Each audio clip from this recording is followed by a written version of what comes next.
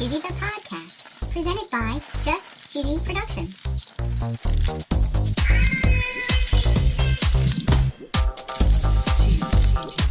Hi there, I'm your host, Fondue. In this week's episode, we're going to talk about the history of charcuterie. Ew, cooties? No, we're going to talk cheese boards versus charcuterie. Okay. We're going to talk about a couple of lawsuits in cheese. Lawsuits? And absolutely no cheesy episode would be complete without our famous cheesy joke. Ooh, joke. Stay tuned for Season 2, Episode 29 of Just Cheesy, the podcast.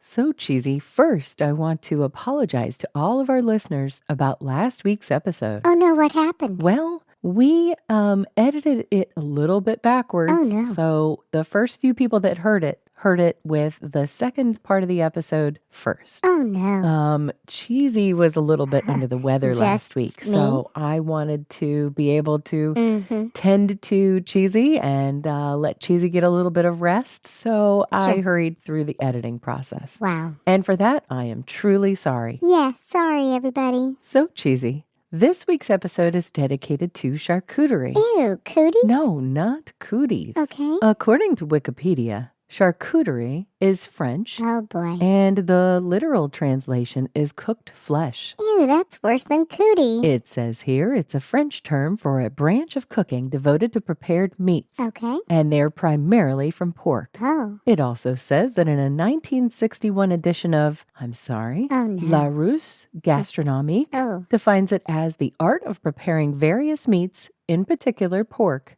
in order to present them in the most diverse ways. Oh. But did you know, according to eatcuredmeat.com, that charcuterie goes back all the way to the 15th century? Whoa. They say that the French created charcuterie, and it involved using offal and all aspects of the meat. Oh. Now, if you recall, offal refers to organ meats of butchered animals. Oh, that's right. So charcuterie is invented in the 15th century, Yep. but the traditional process of using salt to cure meats dates all the way back to the Roman Empire, Whoa. almost 2,000 years ago. Holy cow. But the reason for charcuterie is very practical. It is? They began this practice because they desired to not let a single portion of the animal go to waste. Wow. Now, initially in France, this included mostly pork, but they began to process different types of meat. They also began to grind up different portions of the meat, Okay. seal, salt, cure it, and that would increase its shelf life. Oh. They wanted to use the, as it says here, quote, head to tail of the animal. Nice. And they also note that now it's become a little bit more fashionable across Western society, but throughout Asia, this has always been the way, using bones and offal. Wow. In traditional French charcuterie, you would see dry cured meats, Okay. salami, rillettes, Yum. mousse, and pâté. Ooh. According to stateandallen.com, they say meat was often put through a preservation process of curing, and that they formed it into some sort of sausage or dry-aged meat. Yum. And they say, remember this was before refrigeration.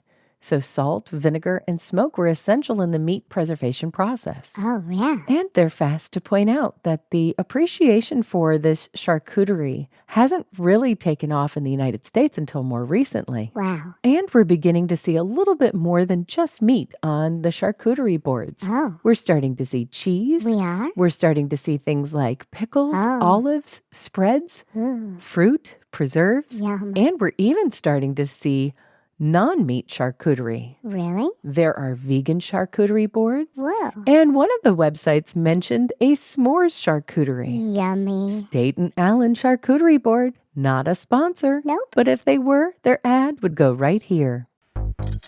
Have you ever wanted to listen to the web? Yeah. Well, Newsly makes that possible. They do? They're an all-in-one audio super app for iOS and Android. Super app. You can listen to trending articles on the web on topics that you choose and get them read to you in a natural human voice. What kind of topics? Sports, Cheese? tech, business, science. Cheese? I'm sure there's even cheese. Yay. They even have an entire section for podcasts. Are we there? Of course we are. Ooh. It's one of my new favorite podcast apps. They even have digital radio. Holy cow. Just go to www.newsly.me to download it free. Whoa. Or use the link in the description. If you use the promo code CHEESY, that'll get you 1 month free premium subscription. Yay, Newsly. Now, back to the podcast.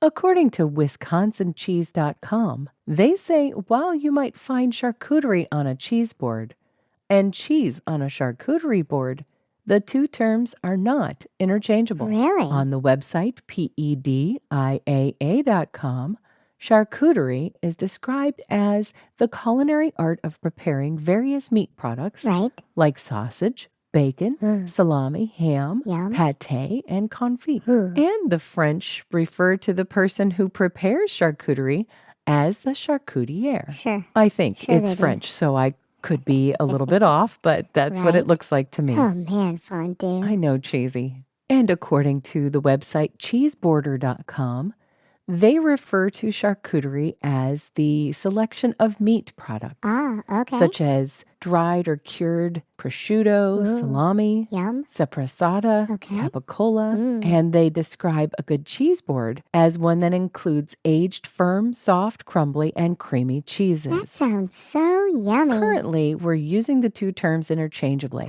so you'll typically find cheese and meat decoratively placed on a board, and they're typically accompanied by bread, crackers, olives, fruit, pickles, nuts, and various different spreads. And going back to WisconsinCheese.com, they say that making your own cheese or charcuterie board isn't that difficult. Really? They suggest it is 3 easy steps.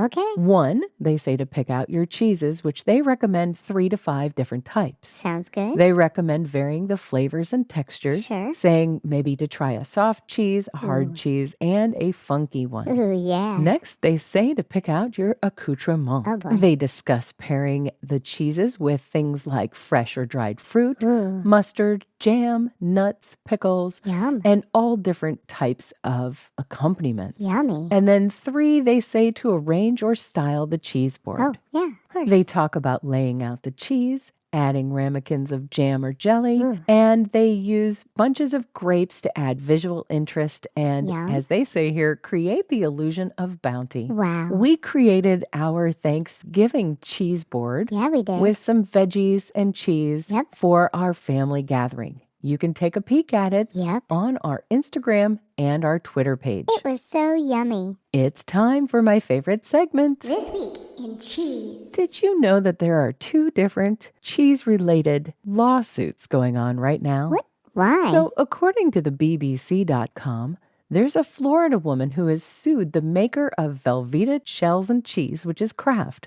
for $5 million. Holy cow, why? Because the microwavable cups say that they're ready in 3.5 minutes. Okay. She says that it's deceptive advertising. Okay. Because the preparation time is not included. The opening the lid and sauce pouch before adding the water and stirring. Oh boy. Her lawyers claim, I quote, she paid more than she would have had she known the truth. Holy cow. Her lawsuit asks the company to cease its deceptive advertising and be made to engage in a corrective advertising campaign. Wow. I'm not sure how long it's taking her to open the lid and sauce and add water to the 3.5 minutes. I suppose it does say on the front, ready in 3.5 minutes. I guess. But the directions say to combine the pasta with water up to the fill line and microwave for 3.5 minutes.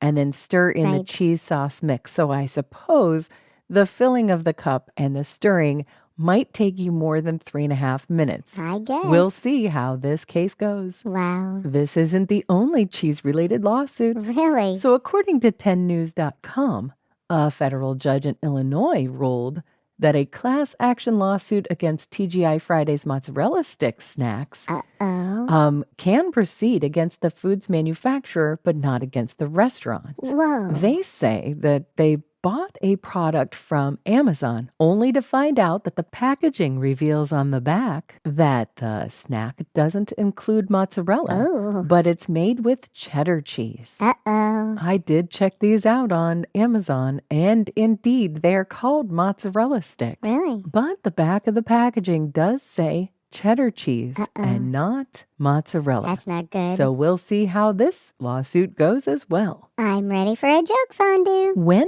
does cheese look sane? I have no clue. When everything else on the plate is crackers. Oh, no. That was Get it? not Crackers? very good. I know. It wasn't very good, No. but it was a little bit cheesy.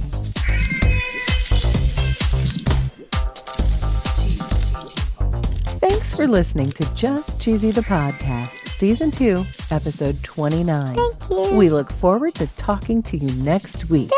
Stay cheesy, everybody.